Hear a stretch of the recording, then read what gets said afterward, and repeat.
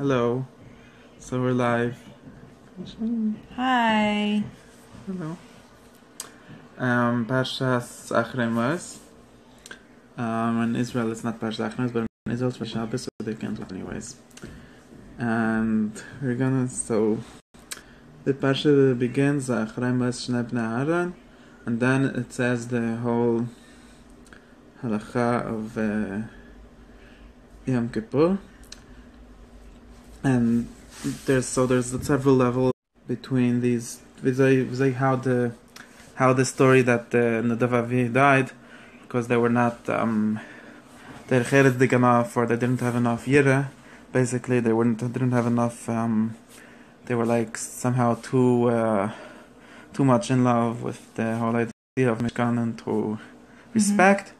And then after that, we have the story of Yom Kippur, which is the whole, like when you do allowed to go into the Kodesh HaKodeshim without, like when it's allowed. Now, so there's several, like the simple explanation is what Rashi and Farshim say, that so they weren't in a not allowed time, and they were saying, well, look what they did, and they died, and now you're going to tell you the correct way to do it. But that is only a very simple level of explanation. And the more previous day level is that actually through the story of Yom Kippur is actually something which transcends what they did.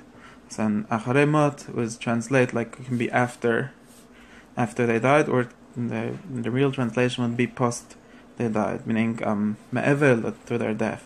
אחרי like metaphysics, after physics, or after they died, and there's a story of Yom Kippur is something which has to transcend the whole idea of death and the whole source of them, of why they died. And in other words, this means that when the Kohen Gadol goes in Yom Kippur and the Kodesh HaKodeshim is not in the sense that, well, now he is following the halacha and he is going according to Moshe Rabbeinu and he is going to Mishkan when he is allowed. He is reaching such a kind of space and such a kind of level where he does not have to ask permission, and when they not ask permission is not punished like in the lower level as Nadav Avi got punished because they were in the lower level.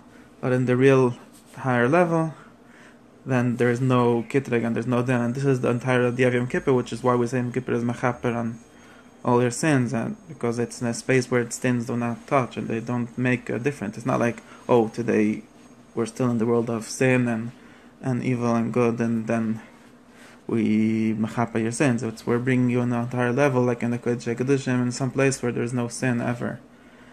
And there's a lot of illustrations of this idea. I like to say the story of the Mittler Rebbe, that people used to come to him complain that they can't be mechaven by davening. They're stuck. Their mind is set in all kinds of regular things.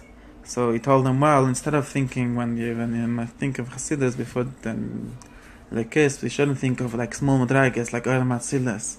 You should think of madragas before the tzimtzum, before there was any creation, and since in those madragas there's not any pkam because it was before anything, so it's going to be easier to be mechav. In other words, instead of going through the regular way, we just go in a shortcut and we just go higher, and we go in a place where there's no question of sin and there's not even the existence of sin. It's like Achare, and it's like same thing if Moavetz is encompass all kinds of problems that we have in our week and our life, and we're going beyond that to find a space like Yom Kippur, like in some holy space which is beyond the weekly and day-to-day concerns.